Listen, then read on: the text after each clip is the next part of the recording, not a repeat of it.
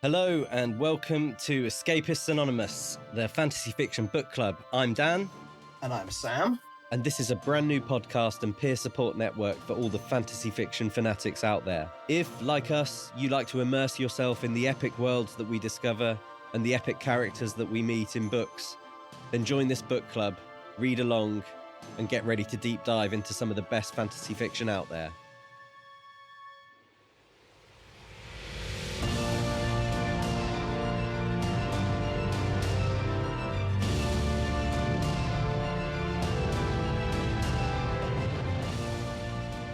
Me and Dan, we're here because we want to talk about books that we're enjoying, which is something that you never get to do, really, in your work, in your social life even a lot of the time. Exactly. My idea for this podcast really was to strong-arm Sam into reading the same books as me so that I had an excuse to discuss them in excruciating detail at times. So no apologies for that, Sam. But we just wanted to make this episode, first of all, to introduce you to us and what this podcast is going to be about. So we're going to select books. We're going to talk about them in detail. We might break them up into multiple episodes to really get into the detail of them. Because sometimes these fantasy books are huge. It's not like, some little Pulp Fiction that you can pick up at the airport. Sometimes these are substantial novels. And we want to be able to appreciate all different kinds of fantasy literature. The ones that are just a little pick up and read over a weekend, and the ones that are huge, hefty tomes that make up multiple books that have been released over years. We want to try and dip our toe into all of it. So the first book that we will be deep diving into is Hannah Kaner's Godkiller. It's book 1 in the Fallen Gods trilogy. It came out in 2023.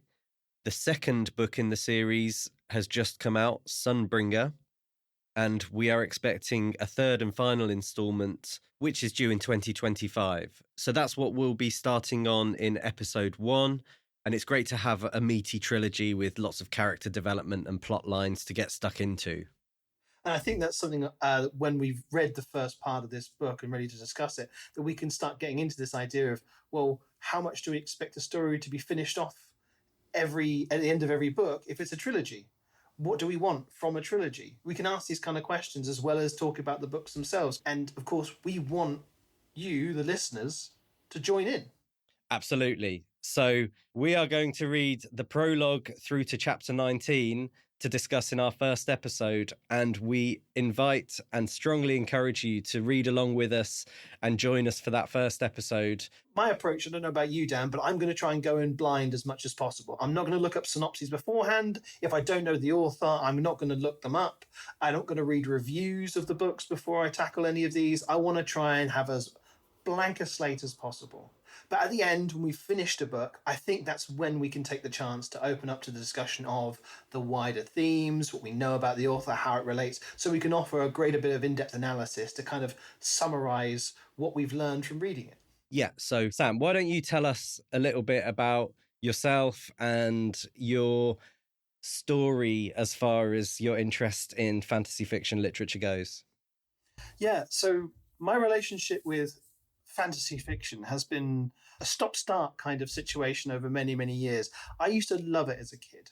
I really got into early years fantasy. I loved Redwall. Animals in a forest, in a fictional land. There was magic. It really kind of inspired me. And there's, some of the classics that I picked up, The Hobbit, all those kind of big ones that you kind of really have to touch upon really when you're getting into fantasy. And I fell massively in love with Terry Pratchett and the Discworld series. It just really kind of grabbed me as this kind of critique and analysis of what fantasy was. And it really opened up my mind to it. But over the years, I've drifted away. I've got a job. I went off and read a lot of non-fiction for a long, long time. I studied history for many years, and it just meant I never had time to actually read a single fiction book, because at the end of the day, when you've finished reading books after books after books, you don't feel like picking up one for fun anymore. And it's ruined my relationship with reading and fantasy.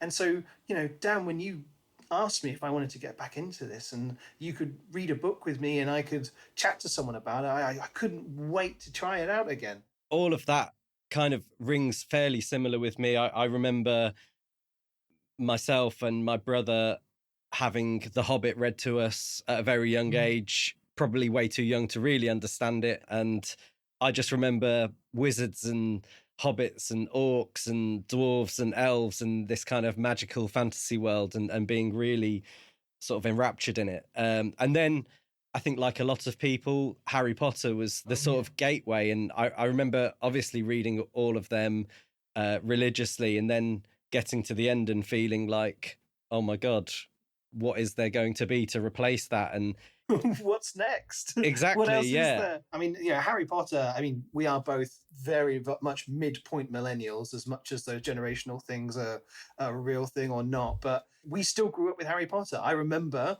being given at school the first book. You arrive at secondary school and they're like, hey, everyone, here's a library, get a book. And I was given Harry Potter and the Philosopher's Stone. And, so I'm not, and it was early days, so I'm not trying to say I got in from ground zero, but, I was an early adopter for one of the biggest cultural touchstones of our entire generation. But it's no big deal. You definitely were. I remember you being given that. I think it was reading week or something, and I laughed at you because the cover just looked so childish. And then I remember a couple of weeks later you being like, this is pretty good. But if you're a fan of the Harry Potter books, Tolkien, if you've read Brendan Sanderson, Peter V. Brett, Joe Abercrombie, if you're like me and you want to try and find Patrick Rothfuss and find out where the hell the third book is, this is the podcast for you. So join us in episode 1. Get reading from the prologue through to chapter 19. Look us up on social media at Escapists Anonymous Pod on all platforms. And we look forward to hearing from you after the first episode to get your views.